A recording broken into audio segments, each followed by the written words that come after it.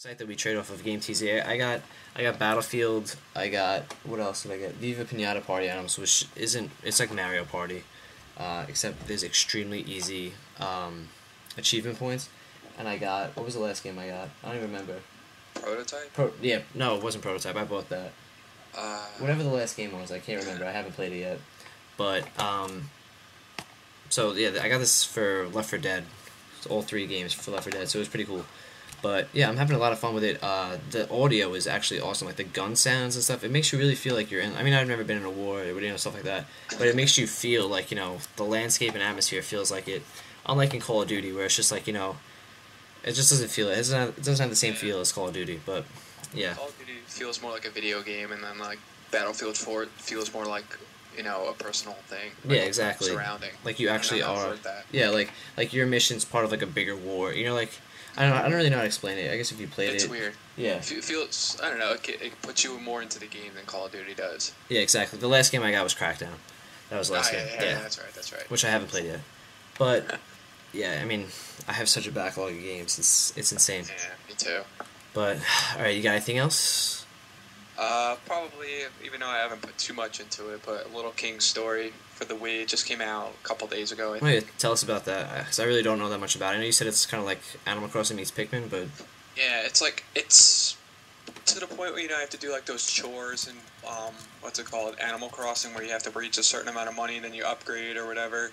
It's basically what it is in Little King's Story, but there's more of a purpose. Like, you don't have to like just sit and bullshit in like in Animal Crossing where like pick flowers and stuff. You have like actual tasks to do to get those money. So it's there's more to do it than in it than Animal Crossing, and it's not like Pikmin where it's like a strategy adventure game. You manipulate civilians in your town because you are a king actually, and you gotta have them do like meaningless tasks basically to upgrade your kingdom because you actually want to take over the surrounding land. So it is like Pikmin and Overlord if you don't have like a Nintendo console.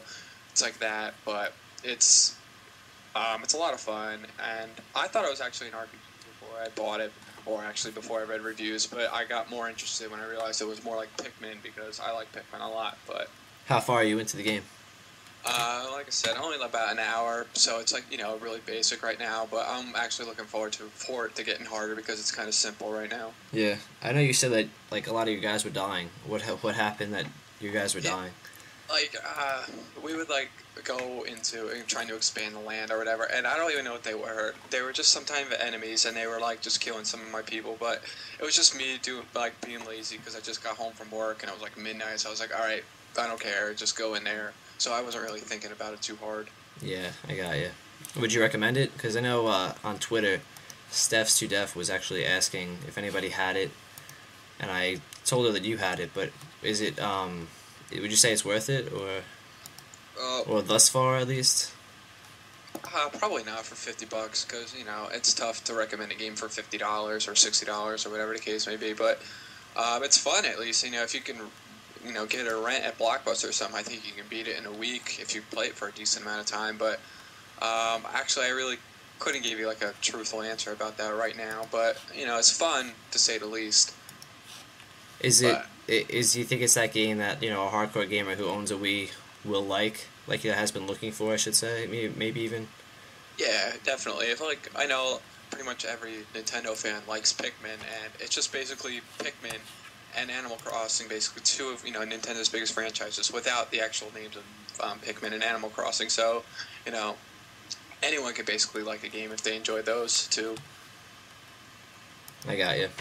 Hopefully the Wii will start to see some better games. Like more hardcore game. I mean, we saw the Conduit, and now we're seeing. You didn't like the Conduit, right? It's like fine. It's just what's it called, really basic, basically. So would you say that if you have a Wii, if you have a 360 or a PS3, is it even worth buying? Like if you have the Wii and then plus like a PS3 or a 360, is it even worth buying? Like checking out or?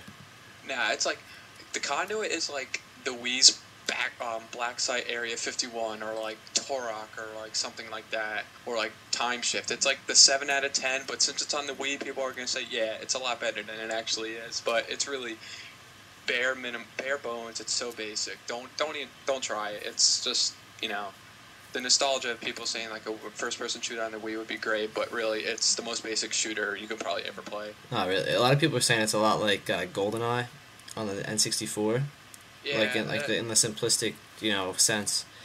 But I mean, I don't know if that's good because I mean, as good as GoldenEye is, it's 13 years old now or 14 years old, whatever. So yeah. I don't know if that's a great thing to compare it to, but I don't have a Wii, so I couldn't tell you what I think of it. Although I probably will buy one this fall. You should get one in September for Miramasa. What's that? It's like that Ninja. It's the game I showed you and Steph, and it's like the 2D Ninja Gaiden. Oh Ninja yeah. Gaiden I got story. you. Yeah, that's for Wii, right? Yeah, it comes out in September. Yeah, obviously, we was just talking about I wasn't sure if it was for DS. I don't know why. But the last game I'm going to talk about today is Eco. I know Eric hasn't played it yet, but I reviewed it recently on my channel, and everybody, if you have a PS2, and you can find it, which some people say it's not hard to find, other people say it is hard to find. I personally have never seen it in a GameStop. And I mean, I haven't really been looking for years or per se, but I have been looking for a few months now.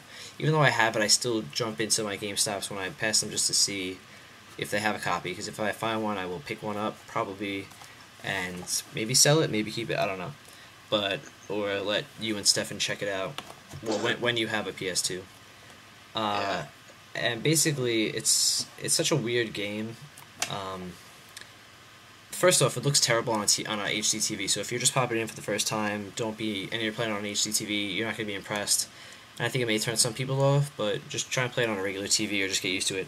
But basically, it's, in a nutshell, a story, without giving any spoilers away. You play as, can I give it like a little review? I'm not going to give it like a little review, but basically you play as this little guy named Eco, and you're going to get sacrificed, and you see this girl, and you try and save her from this castle. End of story. It's very Mario-like in a way, in like the classic, good guy has to save the princess from the bad guy. You know what I mean? Yeah. It's like an old episode of what's his name, Popeye. But yeah, it's really cool. The gameplay. If you like platformers and stuff like that, platformers in the sense of like a Prince of Persia, like you have to jump from ledge to ledge and stuff like that. Definitely check it out. I know you would like it a lot. But it also has the environmental puzzles, as my aim goes. Would you say it's it's worthy of the praise? People are saying it's like the best game ever, best PS2 game ever. I don't know if I would say it's the best game ever, although I haven't played a lot of games, so I'm not. Or so far of what you played. It was a blast. Although I will admit there were times where I got stuck, and I did have to look at guides, but I did that just to finish it, because sometimes if I hit like a roadblock and I can't figure it out, I'll just like turn it off, and say I'll go back to it, and sometimes I never do. So this was a game I really wanted to see the ending to, so I did check it out maybe like once or twice. The puzzles are never to the point where you're just like, I don't know how to do this, and then like after you find out how to do it, you're like, why didn't I think of that? And it's just basically the puzzles are just like, alright, I have to get this room is blocked, but I have to get into it, so I have to go around here, jump over this, and stuff like that. Just little stuff like that. It's a lot like Resident Evil, and like the kind of puzzles in Resident Evil 4. That's making me tempted now. Yeah. So, I mean, in my opinion, I'm sure a lot of people would be like, no, it's wrong, but that's my opinion. But if you come across it and you have a PS2 or have the model of PS3 or whatever, pick it up, because I hear it's like $8 at GameStop. The price was $50, but I paid like $20 because I traded Infamous. But definitely pick it up. But so back to your question, best game ever. I don't know. I really, really like the story. I know you said that some people cried. You heard when they finished it. Yeah. But it was definitely a really good experience, and I actually heard that Shadow of the Colossus is better. So I have to start that one. Probably, maybe even tonight I'll start it. I wanted to try Shadow of the Colossus before Eco, definitely, though. Yeah, because Stefan played Shadow of the Colossus and beat it, and he said he loved it. So, I gotta check it out. Did he play Eco or no? He hasn't played Eco yet, no. Or maybe he has, he doesn't own it, I know. He said that's like his most wanted game right now. But I wonder if it's like, if it ties in anything, or is it just two separate games? I don't think it ties anything in, because I can't really give the ending to Eco. I don't think that it ties in.